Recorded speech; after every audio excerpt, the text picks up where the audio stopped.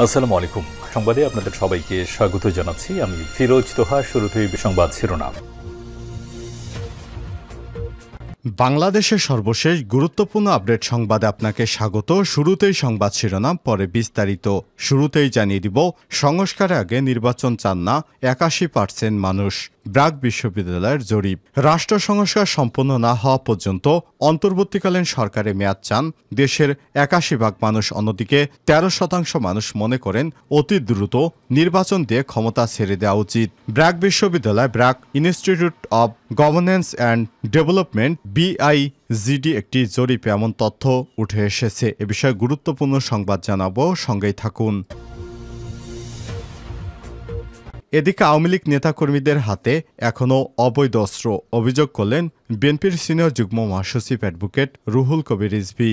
গণমাধ্যমের খবর এসেছে, এখনও লাইসেন্স বাতিল হওয়া ১,৮৮৮টি অস্ত্র উদ্ধার করতে পারেনি আইনশৃঙ্খলা রক্ষাকারী বাহিনী।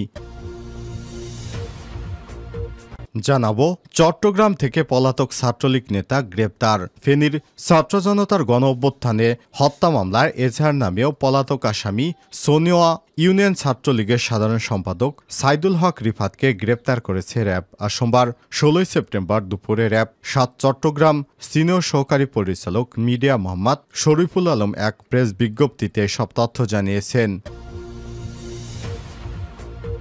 জানিয়ে দিব, ভারতে পালানোর সময় মাদারীপুর জেলা আওয়ামী লীগ সভাপতি গ্রেপ্তার।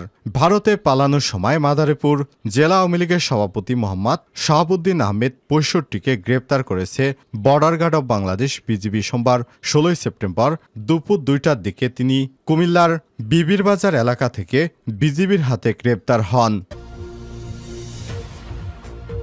এবারে জানাবো, বিচারকদের শৃঙ্খলা বিধির খেলায় জিতেছিলেন আনিসুল হক, হেরেছিল পুরো বিচার বিভাগ। সাবেক প্রধান বিচারপতি সুরেন্দ্র কুমার সিনহা SK সিনহা অধস্তন আদালতের বিচারকদের জন্য একটি শৃঙ্খলা তৈরি করে সরকারের কাছে পাঠিয়েছিলেন, যেখানে নিম্ন আদালতের বিচারকদের বদলি এবং পদোন্নতি সবকিছু ছিল সুপ্রিম কোর্টের অধীনে। এই নিয়ে দ্বন্দ্ব শুরু হয় তৎকালীন আইনমন্ত্রী আনিসুল হক এবং SK সিনহার মধ্যে। এক পর্যায়ে আনিসুল হকের রাজনৈতিক চালে ধরাশয়ী হয়ে দেশ ছাড়তে বাধ্য হন তৎকালীন প্রধান বিচারপতি SK সিনহা। সাবেক প্রধানমন্ত্রী শেখ হাসিনার বিচারমন্ত্রী আইনমন্ত্রী ছিলেন তখন আনিসুল হক। আনিসুল হকের ইশারায় চলত আদালত পাড়া। সুপ্রিম কোর্ট থেকে শুরু করে সমস্ত অধস্তন আদালত, সমস্ত কিছুই আনিসুল হকের ইশারায় চলত। তিনি দেশের আইন শৃঙ্খলা, বিচার বিভাগ সমস্ত কিছু কলুষিত করেছিলেন। বর্তমানে ডিবির হেফাজতে রয়েছেন আইনমন্ত্রী আনিসুল হক। তার কাছ থেকে প্রত্যেক দিন পুলিশের কর্মকর্তারা নানান চাঞ্চল্যকর তথ্য পাচ্ছেন। এ বিষয়ে গুরুত্বপূর্ণ সংবাদ জানাবো বন্ধুরা, সঙ্গেই থাকুন। এবং সর্বশেষ জানিয়ে দিব, মেট্রো স্টেশন মেরামতে ৩৫০ কোটি নয়, খরচ হতে পারে ১৩৮ কোটি টাকা। জুলাইয়ের কোটা সংস্কার আন্দোলনে হামলাকারীদের হামলায় রাজধানীর মেট্রো রেলের কাজীপাড়া এবং মিরপুর ১০ স্টেশনের কিছু ক্ষতি হয়েছে। ওই সময়ে ক্ষমতায় থাকা আওয়ামী লীগ সরকারের প্রধানমন্ত্রী শেখ হাসিনা গত ১৯ জুলাই এই দুটি স্টেশন পরিদর্শনে যান। তখন তিনি বলেছিলেন, এই ক্ষতিগ্রস্ত স্টেশন দুটি সংস্কার করতে, পুনরায় ট্রেন সচল করতে কমপক্ষে ১ বছর সময় লাগবে এবং এতে খরচ হবে ৩৫০ কোটি টাকার বেশি। তবে বর্তমান অন্তর্বর্তীকালীন সরকার দায়িত্ব নেওয়ার পর জানা গেছে, এই দুটি স্টেশন ছাড়াই মেট্রো রেল সুন্দরভাবে চালু হয়েছে এবং মাত্র ১৩৮ কোটি টাকার মতো খরচ হতে পারে এই দুটি স্টেশন ঠিক করতে।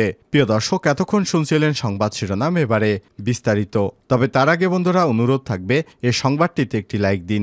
এই চ্যানেলে আপনি নতুন হয়ে থাকলে আমাদের সংবাদটি দেখতে দেখতে চ্যানেলটি সাবস্ক্রাইব করে রাখুন। কমেন্ট করে আপনার মূল্যবান মতামত জানিয়ে দিন বন্ধুরা, আপনি বিশ্বের কোন দেশ থেকে বা বাংলাদেশের কোন স্থান থেকে আমাদের সংবাদটি দেখছেন এবং শুনছেন। এবারে বিস্তারিত। সংস্কারের আগে নির্বাচন চান না দেশের ৮১% মানুষ। ব্র্যাক বিশ্ববিদ্যালয়ের জরিপের ফল প্রকাশ।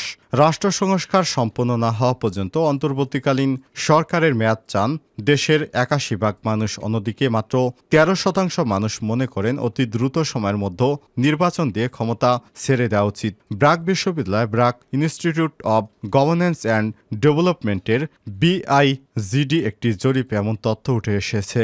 পালস সার্ভে ২০২৪ জনগণের মতামত, অভিজ্ঞতা এবং প্রত্যাশা শীর্ষক জরিপটি গত ২২ আগস্ট থেকে ২ সেপ্টেম্বর করা হয়েছে। গতকাল রোববার ঢাকা বিশ্ববিদ্যালয়ের ঢাবি অধ্যাপক মোজাফফের আহমেদ চৌধুরী মিলনায়তনে BIGDর উদ্যোগে অভ্যুত্থানের ৪০তম দিন মানুষ কি ভাবছে শীর্ষক সভায় ইনস্টিটিউটের senior research fellow Mirza M A Hasan জরিপের তথ্যগুলো তুলে ধরেন। জরিপের ফলাফল তুলে ধরার পর প্যানেল আলোচনায় অংশ নেন সুশাসনের জন্য নাগরিক সুজন সম্পাদক ডক্টর বদুল আলম মজুমদার, ঢাকা বিশ্ববিদ্যালয়ের সমাজবিজ্ঞান বিভাগের শিক্ষক সামিয়া লুৎফা এবং উন্নয়ন অধ্যয়ন বিভাগের শিক্ষক আসিফ মোহাম্মদ শাহান। জরিপে উঠে আসে ৩৮% মানুষ মনে করেন অন্তর্বর্তীকালীন সরকার ৩ বছর বা তার বেশি ক্ষমতায় থাকা উচিত। ৯% মনে করেন ২ বছর, ৩৫% মানুষ ১ বছর বা তার সময় থাকা উচিত বলে মনে করেন।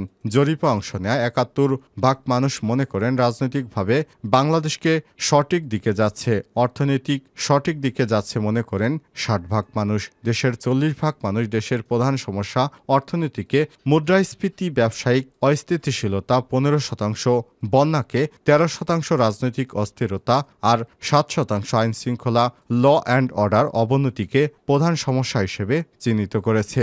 জরিপের ফলাফল অনুযায়ী দেশের ৭২.২% মানুষ মনে করেন সাধারণ সময়ের তুলনায় আগস্ট মাসে অপরাধ বাড়েনি। ২৫% মনে করেন সাধারণ সময়ের তুলনায় অপরাধ বেড়েছে। আগস্ট মাসে সাধারণ সময়ের তুলনায় সহিংসতা বাড়েনি মনে করেন ৭৫% মানুষ। বিপরীতে ২৩% সহিংসতা বেড়েছে মনে করেন। শিক্ষা প্রতিষ্ঠানের শিক্ষকদের দলীয় রাজনীতি নিষিদ্ধের পক্ষে ৮৪% মানুষ মতামত দিয়েছেন।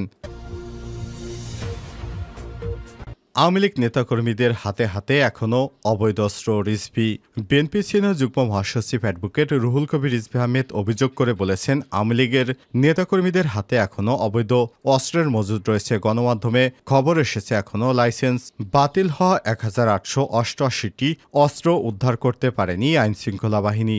গোপালগঞ্জের স্বেচ্ছাসেবক দলের নেতাকর্মীদের বিরুদ্ধে অস্ত্র ব্যবহার করা হয়েছে। অন্যান্য জেলায়ও অস্ত্র ব্যবহারের খবর পাচ্ছি। আমরা কেন এই অস্ত্র এখনও উদ্ধার করতে পারেনি অন্তর্বর্তীকালীন সরকারের কাছে সে প্রশ্ন রাখেন তিনি। সোমবার ১৬ সেপ্টেম্বর বগুড়া সদর উপজেলার সাবগ্রাম ইউনিয়নের চক আকাশ তারা গ্রামে আমরা বিএনপি পরিবার আয়োজিত অনুদান প্রদান অনুষ্ঠানে বিএনপি সিনিয়র যুগ্ম মহাসচিব অ্যাডভোকেট রুহুল কবির রিজভী এসব কথা বলেন। ছাত্র জনতার আন্দোলনে বগুড়ায় নিহত কমর উদ্দিন খান, শাকিল হোসেন ও জিল্লুর রহমানের পরিবারের হাতে বিএনপির ভারপ্রাপ্ত চেয়ারম্যান ও আমরা বিএনপির পরিবারের প্রধান পৃষ্ঠপোষক তারেক রহমানের পক্ষে এই অনুদান প্রদান করা হয়। চট্টগ্রাম থেকে পলাতক ছাত্রলীগ নেতা গ্রেপ্তার। ফেনীর ছাত্র জনতার অভ্যুত্থানে হত্যা মামলার এজাহার নামেও পলাতক আসামি সোনুয়া ইউনিয়ন ছাত্রলীগের সাধারণ সম্পাদক সাইদুল হক রিফাতকে গ্রেপ্তার করেছে র্যাব। সোমবার ১৬ সেপ্টেম্বর দুপুরে র্যাব ৭ চট্টগ্রাম সিনিয়র সহকারী পরিচালক মিডিয়া মোহাম্মদ শরীফুল আলম এক প্রেস বিজ্ঞপ্তির মাধ্যমে সব তথ্য জানিয়েছেন। র্যাব জানায়, সম্প্রতি দেশব্যাপী বৈষম্য বিরোধী ছাত্র আন্দোলনের কেন্দ্রীয় কর্মসূচির অংশ হিসেবে গত ৪ আগস্ট ছাত্র জনতার মহিপাল ফ্লাইওভারের নিচে বিক্ষোভ সমাবেশ এবং শান্তিপূর্ণ অবস্থান কর্মসূচির আয়োজন করে। উক্ত কর্মসূচিতে ফেনীর বিভিন্ন এলাকা থেকে আগত ছাত্র জনতার সঙ্গে ভিকটিম সাইদুল ইসলাম ২০ অংশগ্রহণ করে বিভিন্ন স্লোগান দিতে থাকে। সময় আসামিরা অবৈধ আগ্নেয়াস্ত্র দিয়ে ছাত্র জনতাকে উদ্দেশ্য করে প্রকাশ্যে ছাত্র জনতার উক্ত বিক্ষোভ এবং অবস্থান কর্মসূচিতে অংশগ্রহণকারীদের উপর নির্বিচারে গুলিবর্ষণ করে। আর এই গুলিবর্ষণ করার কারণে ভিকটিম সাইদুল ইসলাম গুলিবিদ্ধ হয়ে প্রাণভয়ে দৌড়ে মহিপাল ফ্লাইওভারের দক্ষিণ দিকে চলে যায় এবং এক পর্যায়ে আত্মরক্ষার জন্য স্টার লাইন কাউন্টার সংলগ্ন পশ্চিম পাশে ফ্লাইওভারের উপর উঠে পড়ে। তখন আসামিগণ ফ্লাইওভারের উপরে উঠে ভিকটিম সাইদুল ইসলাম এবং এর শরীরের বিভিন্ন স্থানে অন্তত ১৬টি গুলি করে এবং ভিকটিম সেখানে আহত অবস্থায় মাটিতে লুটিয়ে পড়ে। আসামিরা পুনরায় ভিকটিমকে হত্যার উদ্দেশ্যে লাঠিসোঁটা, রোহাল রড, রাইফেলের বাট ইত্যাদি দিয়ে পিটিয়ে ভিকটিমকে মৃত্যু নিশ্চিত করে। ভারতে পালানোর সময় মাদারীপুর জেলা আওয়ামী লীগ সভাপতি গ্রেপ্তার। সোমবার ১৬ সেপ্টেম্বর দুপুর ২টার দিকে কুমিল্লার বিবিরবাজার সীমান্ত থেকে শাহাবুদ্দিন আহমেদকে গ্রেপ্তার করে বিজিবি। বিজিবির পক্ষ থেকে পাঠানো এক খুদে বার্তায় জানানো হয়েছে, বিজিবির কুমিল্লা ব্যাটালিয়ন ১০ বিজিবি আওতাধীন বিজিবির বিবিরবাজার আইসিপি সংলগ্ন সীমান্ত এলাকা থেকে এম.এ. শাহাবুদ্দিন মোল্লা নামে এক বাংলাদেশি নাগরিক সন্দেহভাবে চলাচল করায় বিজিবি তাকে গ্রেপ্তার করে। পরবর্তী জিজ্ঞাসাবাদে বিজিবি জানতে পারে তিনি মাদারীপুর জেলা আওয়ামী লীগের সভাপতি অবৈধভাবে ভারত গমনের উদ্দেশ্যে শাহাবুদ্দিন আহমেদ ওই এলাকায় ঘোরাফেরা করছিলেন। তার বিরুদ্ধে আইনগত ব্যবস্থা প্রক্রিয়াধীন।